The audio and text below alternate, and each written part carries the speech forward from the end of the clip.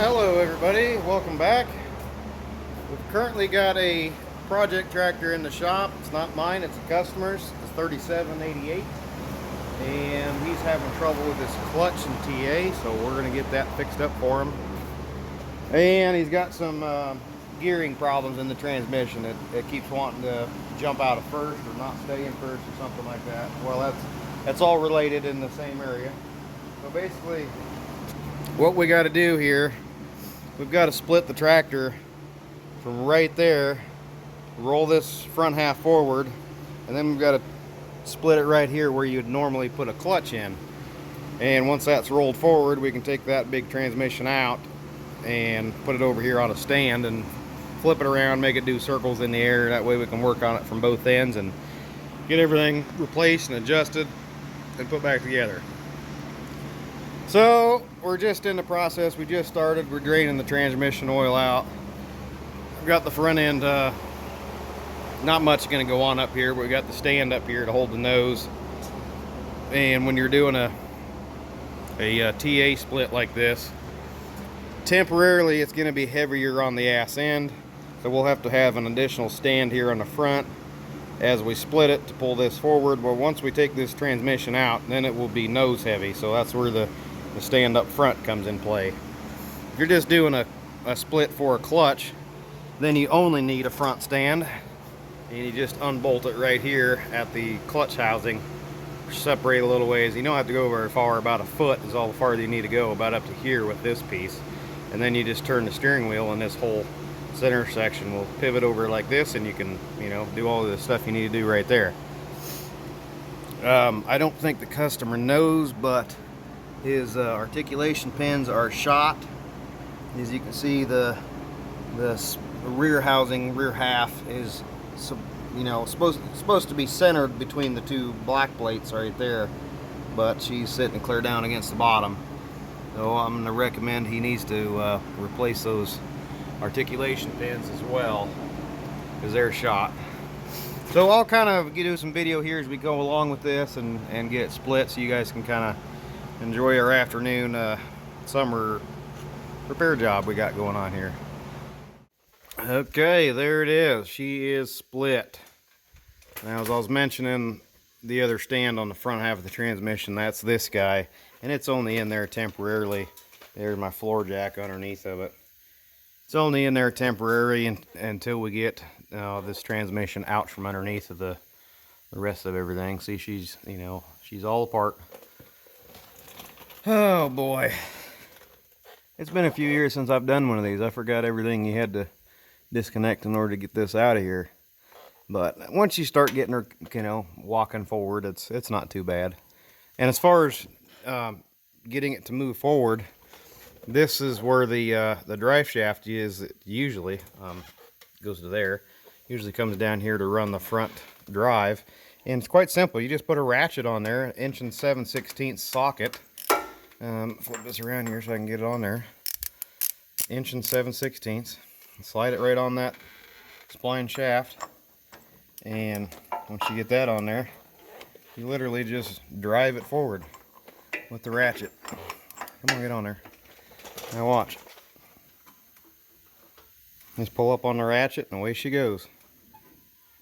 So pretty simple. Now I need to go ahead just a little bit farther, but pretty much that's about as far as I need to go to get it off the, get the transmission out of there. I'll come in right through here underneath of these, hold these up out of the way, and then I'll run a strap to the back and a strap up around here. Usually I run a strap from here around to the other side and, run a chain between that and the back. Just kind of securely hold on to it. But this will be all up out of the way, so, cherry picker come in underneath of that, unbolt it, and swing her right out of there. This stuff is going to be in the way. If it is, if you got some that are a little bit shorter or they're sticking up underneath there farther, you can take the side trim off right there if you need to, just to give you a little more flex in the AC lines. That's an AC line, high and low pressure. So that's that. I'm going to kind of call it a night. It's getting kind of late. Go inside and get me some dinner and come back at her and hit her again tomorrow. So Anyway, stay tuned, guys. We'll get this guy all fixed up. Oh, and see, the still don't have any weight on the front stand. It's all, it's all on the rear, on that floor jack stand at the moment. Okay, see you tomorrow. Okay, had to wait a few days to get parts ordered in. They were out of stock, and I had to wait for them to get built so we could get our new TA. There is the TA right there, hanging from the cherry picker. And it comes out the top side, or the clutch housing side of the transmission. And it's the last piece of the puzzle, as you could say, to come out of the transmission.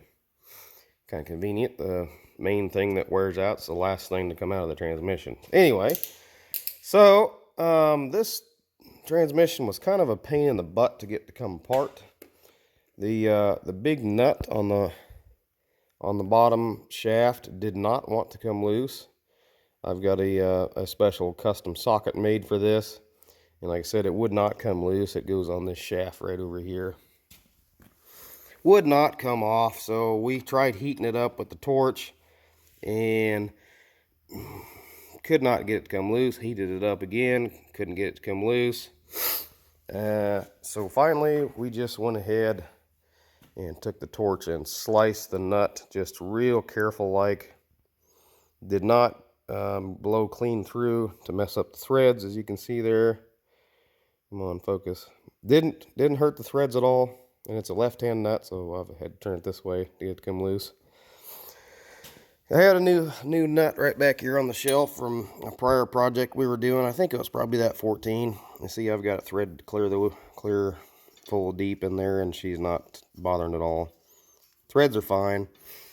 So we got the new nut there, but in process of cutting the nut, we also damaged the rear bearing on that also, which is scattered all over the floor there.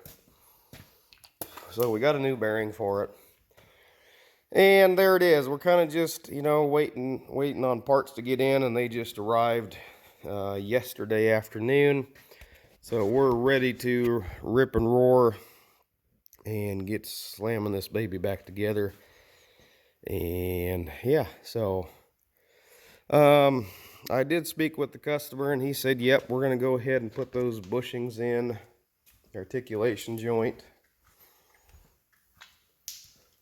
Could not find an aftermarket source for them, so we did have to, unfortunately, go right through case, and those are $380 a piece, so 700 and some bucks for those two bushings. But what do you do? That's the only way you can get them currently. So yeah, we're gonna go ahead and get this thing going back together. There's a few little things we've got to do as we're putting the top shaft in, which part we have to really concentrate on is the last part to go in, the top shaft. There has to be some shims put in here. It's taken apart at the moment, so obviously everything's going to slide. But there's got to be some shims installed in there so that the gears can't slide back and forth. The customer was complaining the tractor would not stay in first gear, and that's exactly what I'm talking about. We've got to get all this slid back together. We've got to check and make sure we get the right amount of shims in here, because these gears all just float on this shaft, free spinning, not spline to it. And there's some shims in there that's supposed to keep it from doing that. And this down here is a thrust washer that's got to be installed also. Most of these come off of here. This one's off of that one. But anyway, yeah, kind of a pain in the butt to set these. They're not the same as the 4-speed transmissions. These are kind of unique in their own. So we'll get that going here, and I'll show you what that's like in a little bit. Okay, I just dropped the whole housing and every TA and everything down off the cherry picker. I thought I might show everybody what this looks like. This was up on top of here, right? And this sits right up in there like that. And as I lift lifted it up, it just fell off. This is the inside of the TA. That's where she bites. You can see there's a couple chunks down in there. Snap ring in there, a little piece of flake. Okay, there it is. And with this right here is the actual TA. All them little goofy looking little metal pieces, I kind of like to call them dogs. But they simply, when you activate the TA, this little collar and everything rotates as it activates, everything's spinning right. So them little dogs kind of kick sideways in there. They kind of cam, and that's what locks it onto the shaft. But they're not supposed to be loose like that and fall out. See, we've got a big break right there, I believe. Yeah, she's all just falling apart. So that's what's wrong with this one for sure. The TA sprag and everything is just annihilated, just broke. And if I just lift that up out of there, you can see all the little dogs falling out. Let me get this guy out here so you can see one of them. Maybe I can grab one without the pliers. Maybe not. Okay, there we go. There's one. See, and as that thing rotates, it just locks up, rotates that way. Not there, but down there, and it locks. Rotates like that, locks up on the shaft, and that's what gives you your TA lockup. So yeah, this TA was definitely total garbage. I apologize, I got it all put back together before I showed you the shim in there that was missing. Anyway, it's all ready to go back on the tractor. We just have to get the clutch and flywheel put in. I took the flywheel over and got it resurfaced. Got some sprinkles on the way back, so we got a little rust spotting, but that's not gonna hurt anything. So we'll throw that back up on there and get our pressure brake and clutch and everything lined up and stab her back in. And there it is, stabbed back on there. I went ahead and threw the safety stand back on so it can't tip as soon as we pull the cherry picker off. But that's all we're going to do tonight. We'll come back tomorrow and hopefully get everything, goes smooth, reacquainting them with the rear end.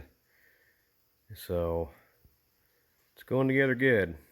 I'm just going to leave the battery charger on that guy overnight. She's getting a little tired. So anyway, see you tomorrow. Okay, we pretty well got her all back together under here. Short of filling it up with oil and then doing our pressure tests and everything. Pretty much all done, except the customer asked, hey, while you've got it in there, it pops out apart. Could you check that out? I said, yeah, sure.